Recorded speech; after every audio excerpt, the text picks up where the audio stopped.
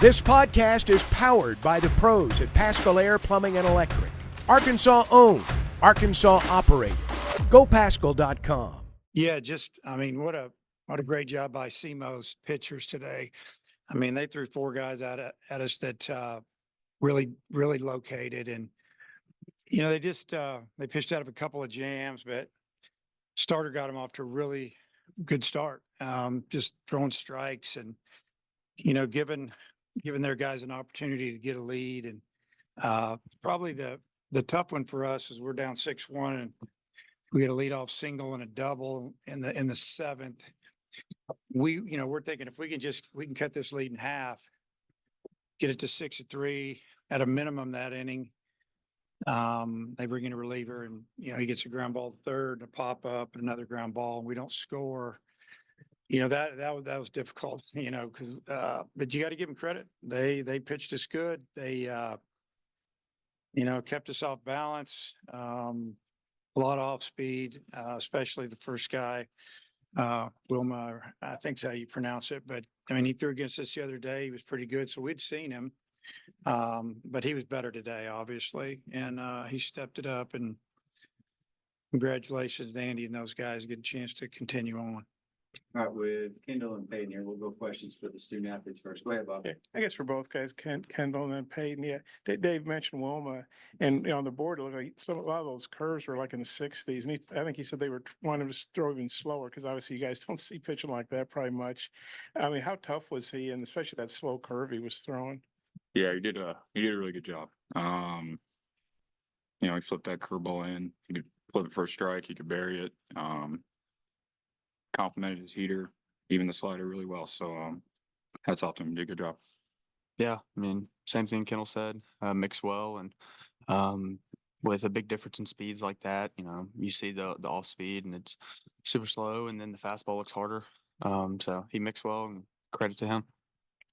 And you guys have been so good most of the season, especially here at home. Just I guess how big a shock is it that you're going 1-2 at home when I think coming in you were 33-3 here? Maybe everybody could take that if you want to. Yeah, I mean, it's always shocking when you want to go out there and win and you don't.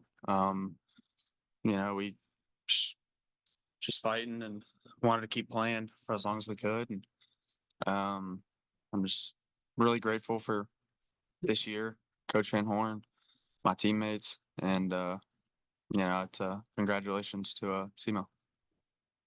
You guys mind taking that too? And just, I guess how tough it is to lose at home when you've been so good at home all year, and then, how disappointing it is. Yeah, man, it sucks. Gave it all we had, but like P said, congrats to SEMO. They played a good game, man. I love every single one of these guys. Appreciate all the coaches, whole program, everything they've done. Obviously wish for a different outcome, but obviously that didn't happen. With last night's close loss and then the quick turnaround, just how tough was it to fall behind early today and kind of have SEMO land the first punch there in the first inning? I mean, it's really no excuses. We've played a lot of games on a Saturday, late night, long night, and you get up Sunday on a weekend series and you play that morning, that afternoon, you got to get up early. So, we've kind of been doing it all year, so I really wouldn't say it was like a struggle or anything. But yeah, they got up ahead. I thought Gage threw the ball well. They can really swing it, and they put together some good at bats, and so hats off to them. You guys talked about Wilma being better today, but what specifically can you maybe point to that he did differently today compared to when y'all saw him on Friday? I think just like his whole repertoire was working a lot better. He had the fastball, slider, curveball. Really liked that curveball today. I thought it was a lot better than it was the other day.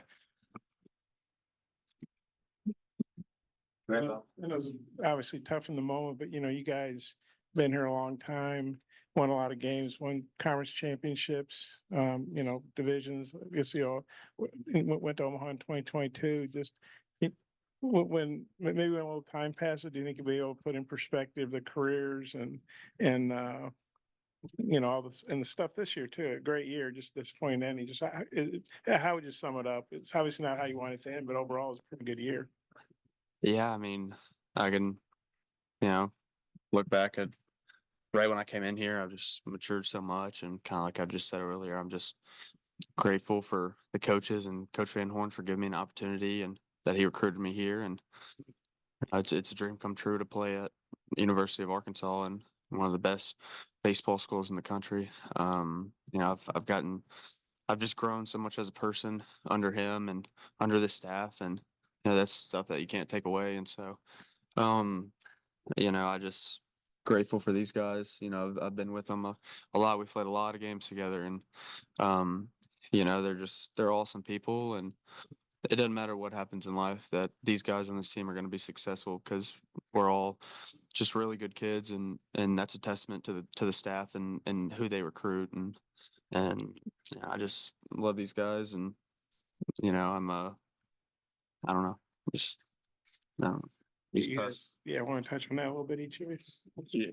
these past 5 years have been the best past 5 years of my life. I've made lifelong friends. I've played against competition I never dreamed that I thought I'd play against. And I've grown as a person and a player, and never thought I'd be in the situations that I got to be in. Yeah.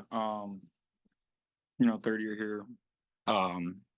This team's accomplished a lot of amazing things. Looking back, I think, like they both mentioned, just being able to meet lifelong people, people, I look at as family. I'm just super proud of all these guys, man. And obviously it was a little very disappointing this year. Especially, third year captain. I don't know, you just wish you could do more, but forever be grateful for all the opportunities, coaches, everything. And be, a hog for life, man. Guys, we appreciate you. We're proud of you.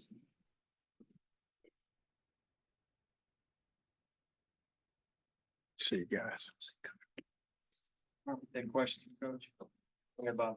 Yeah, Dave, Andy was just in here and he said, I don't know if he said he had kind of tears behind his sunglasses. Obviously, it means a big thing for him to beat Arkansas, to beat you. How much he respects you. Just kind of as disappointing as that was, just how is there a part of you that's, proud of Andy? Well, I've been proud of Andy ever since he, played for me a long time ago. And, we went off and then he coached with us a little bit and then helped him get a job. I didn't know if he was going to make a career of it. I thought he was extremely intelligent. He's a great student. He was a catcher. He didn't play all the time this last year when I got the job there in Nebraska. We had another good catcher that he had to split time and he handled it, like a man when he wasn't playing every day his last year. But I've watched him coach at A&M, K-State, head coach at SEMO. He's done a great job. I don't know, just excited for him and his family that, that it's worked out as his whole career. And then I know we talk all the time about baseball is crazy, especially in the postseason. But you guys were so dominant at home, 33-3, and then to lose these last two. I know you were technically the road team, but obviously you're in your home ballpark. Just how do you explain something like that? Well, we didn't pitch very good. I mean, that was pretty obvious the last month. It's we had two of our, we were rolling pretty good early. You got bing, bang, boom. You got 1, 2, 3. You got two lefts and a right, and they're all going to give you innings. They're all experienced. And then all of a sudden you can see a little crack in the armor. One got wild. One's always having issues with his arm. I mean, it was just boom. And the steady was Smith. Smith was the guy. He was the rock. He carried us the whole season. That guy carried us. And, I just think that, the pitch had got a little tired. Offense was been a roller coaster all year. It's, whether it's a shoulder injury or bad start for different players. And, we had to fight for so many wins. You just go back and look at our scores. I'm going to say in the SEC, we had played 15 to 18 games. Win or lose by less than 3 runs. Everything was tight. We didn't blow anybody out. They didn't blow us out.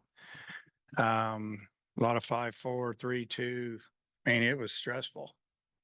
And, I think maybe you just beat us up a little bit mentally. By the time we got done at A&M, I was hoping that, we'd recover a little bit. I thought we had. We hit at the tournament. We didn't pitch good at the tournament at all. I mean, we gave up 9 runs and I don't know how many else, but we came back, rested, and we swung the bat so good on Friday. We swung it really well yesterday, left 13 out there. And then today it looked like we were exhausted. I didn't really know what to do or say, but I think SEMO just did a tremendous job of pitching to us today. And, but it's been a battle. And I would say that's probably when you don't pitch good, you don't have a chance. I mean, because the pressure of hitting this type of pitching day in and day out, you've got to stop people. And we struggled a little bit the last few weeks. Dave, you mentioned the 8th inning in your opening, but also in the 5th, Peyton had just hit the home run. Y'all loaded the bases, had Hudson White up, and then didn't get any, and then they hit the home run in the very next half. And just kind of how big of a moment was that? Did that maybe suck a little energy out of the dugout? Yeah, it did. I mean, you got to give them credit. They bring in the lefty, and he goes 3-0 with the bases loaded, and we throws one right there for a strike, and then 3-1. He's got the green light to go, and took it. And it was a borderline pitch, but he called it a strike. He's thrown 5 fastballs in a row, and you know what he threw? A changeup. 82 miles an hour from 89. Hit it off the end of the bat, and I mean, that was the pitch of the game, in my opinion. If he throws a fastball, I think he hits it hard. If he throws a ball, we got to run in, and here it comes. You never know, but you got to have some guts to call that pitch, and it's a good pitch for him. And once he got into a count where our hitter wasn't going to go down looking, they threw the changeup. I like the call. That was Sawyer's right there. And this may be a tough question to answer in this moment, but I'm curious how you balance maybe the regular season success and then with the disappointing ends to the last 2 seasons when it comes to decisions you have to make this offseason. Yeah. Well, I don't think there's a lot of decisions we have to make this offseason. We're going to lose almost all our players again for the 3rd year in a row, really since 21. We've had to almost start over. You have a couple of freshmen and maybe 1 or 2 sophomores that have shown some stuff, but I mean, we've lost our complete outfield again. They'll all be gone. You're going to lose your second baseman. I don't think the first baseman will be back. Starting catcher's gone. Starting third baseman graduates. Your whole rotation will probably go if they get an opportunity. I mean, I could go on and think about it every day. It's just the way it is. It's the way it is these days. So we've got kids coming in. We're going to get hit in the draft again. Last year, the draft killed us, absolutely killed us. And, we lost 4 freshmen last year that would have been freshmen on this team, and they got $11 million total for all 4 of them. You're just hoping to get a couple of them, just get one of them. We didn't get any of them. So that's our battle. We know it. And, we got some good young guys in the program that are going to get better and gain some experience, but we got to get more. We got to have more. So we'll be working hard. What changed for Gage in the 4th inning when it kind of lost it a little bit there? Well, he had the hitter 1-2, or maybe he fouled off a fastball, might have went 2-2, then he decided to throw a breaking ball. It was up. Just like in the first inning, he's got a hitter down, he throws a breaking balls up and he slices it out of the park after 2 quick outs. And I felt like they were hitting his fastball. I had a lot of carry on it, having trouble getting on top of it. They try to keep him off balance a little bit, but just it was location. He was located pretty good. thought his stuff was pretty good. Just you got to have you got to come up with one more pitch for him, a little more of that off speed pitch. Changeup's not bad to the lefties, but you got to have a more of a slider cutter type pitch that can be a go-to pitch to go along with that 92, 95 mile an hour fastball that he has. And hopefully next year we'll have that for him. No, we've talked about Hagen a lot this season, but now that it's come to an end, just what can you say about his impact not only this year, just on the program as a whole? And have you had any talks with him yet? Just with the season kind of coming to an end right now. Well, my thought on him is he's one of the best pitchers I've ever had, and he's such a difference maker for our team. Just without him, pretty much taking us 5, 6, 7 innings in game 1 of every SEC series, and giving us an opportunity to save our bullpen. And most of the time we end up winning that game. We'd find a way to win another game. Swept a few series here. I mean, you take him off our team and we're just really average. And that's the way it is. One guy can make a difference. And you got kids that are jumping around in the portal, and teams are paying these kids, and somebody is, and you snag a guy and he pitches to the World Series, or he hits you to the World Series. It happened last year.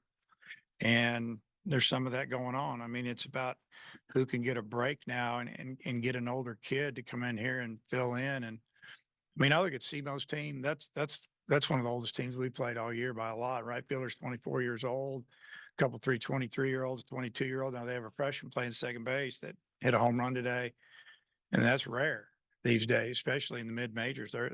They've been really old, and that's what you get. But yeah, you take Hagen Smith away from us, and we're just pretty average. We fielded the ball really good this year. I think we've probably fielded 982, which is probably in the top 3 or 4 in the country. We didn't make very many mistakes. 3/4 of the season, we didn't walk anybody.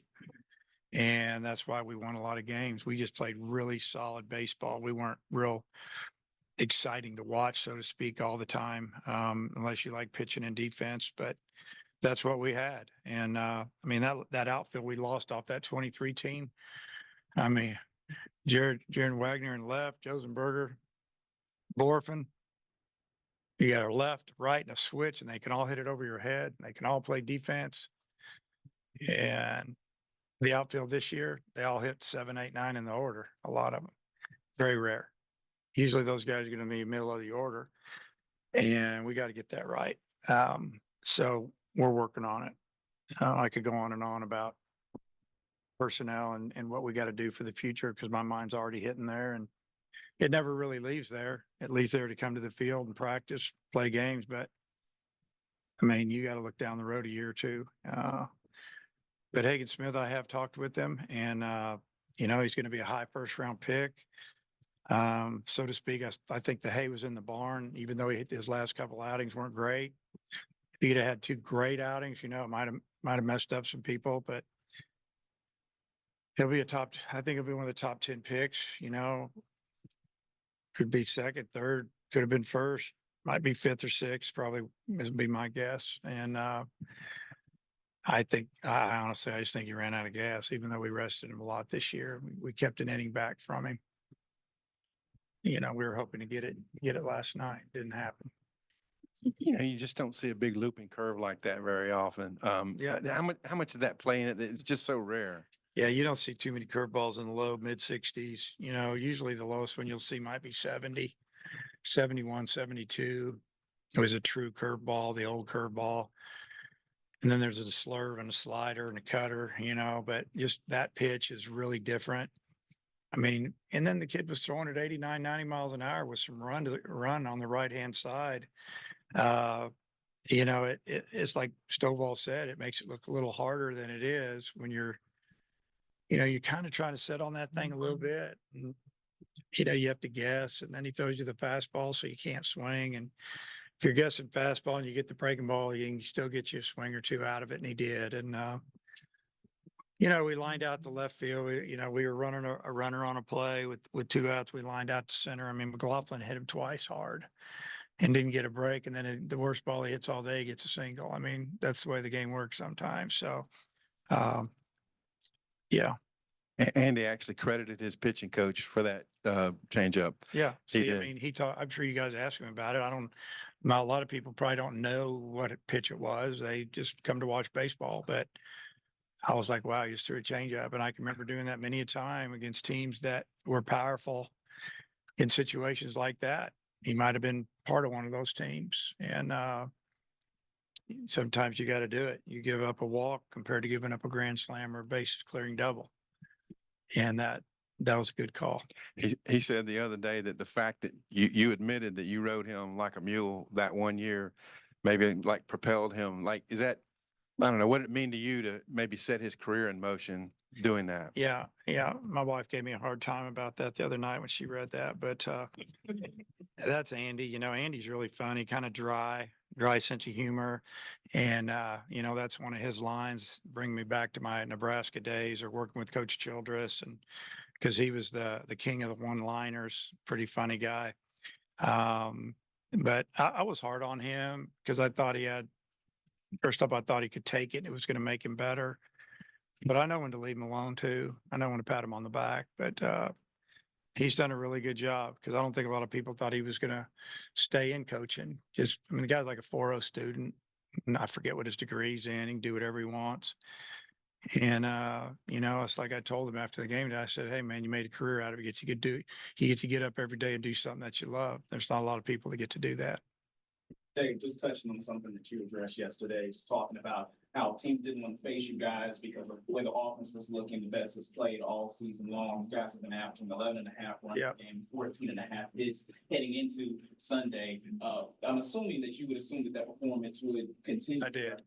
Yeah, I was really surprised. We didn't think it would go down like this. And I think it's a combination of their pitchers doing a really good job of mixing pitches and locating.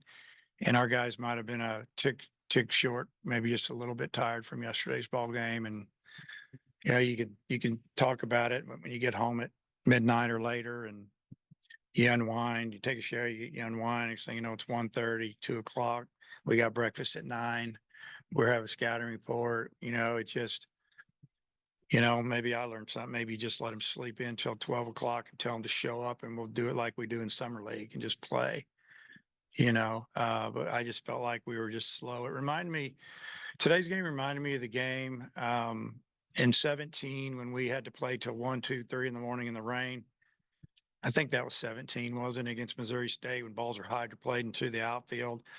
And we won the game. And I think then we had to play one more, winner take all on Monday. And I can remember I didn't get home. When I got in bed, the sun was coming up. And I got up here, so it's 6 or 7 o'clock. And then when I got in bed, I got up here at 12:30, 1 o'clock, and the whole team was already here. And they were bouncing around the locker room. I thought, man, we're getting ready to win this thing and move on. And it just didn't happen. We couldn't hit. And they'd already thrown their better pitchers. We just couldn't hit. I just felt like I kind of saw that today a little bit. It reminded me of that a little bit. Dave, going back to thinking about the future, you mentioned the up and down nature of the offense all year. Would you consider like a philosophical change with the offense, and how confident are you that Coach Thompson can lead it turn around? You know, he's ate up with the offense and analytics, and he really tries to train a swing. He does a great job. Probably no one works harder than him at it. You can always make adjustments, and a lot of times I think what you're talking about is maybe a little bit more of an approach. Really, in my opinion, that's always important to do that. But we got to get a little better athlete. We can't just have 8 guys that hit homers. I like guys that hit doubles and I like guys that hit homers, but you got to have some guys that can run too.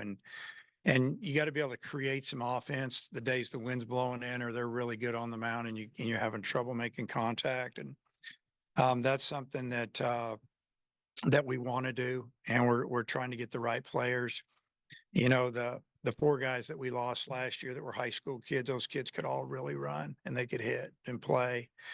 And it kind of devastated us a little bit. It threw us back. And so, yeah, always looking to get better and make adjustments.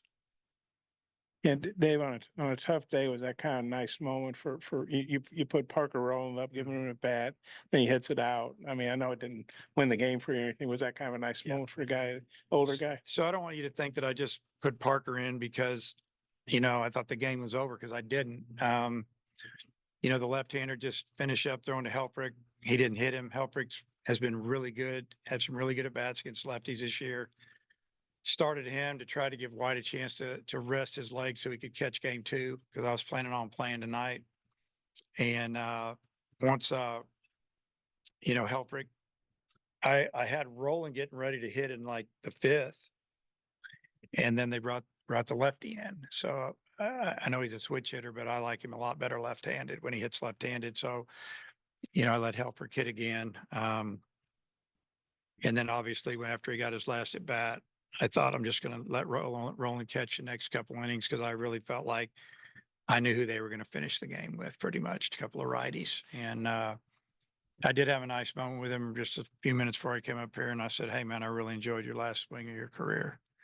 Yeah, it was good, and that's his first home run. This guy was our starting catcher last year on a team that won the SEC. And he didn't catch this year for us because we had other guys that were more talented. But we've had a few meetings throughout the season. It's tough when you got younger guys playing in front of older guys or guys that played before. And I knew this was the way it was going to be, but he kept a great attitude, and I thought he could help us with the bat, and he did.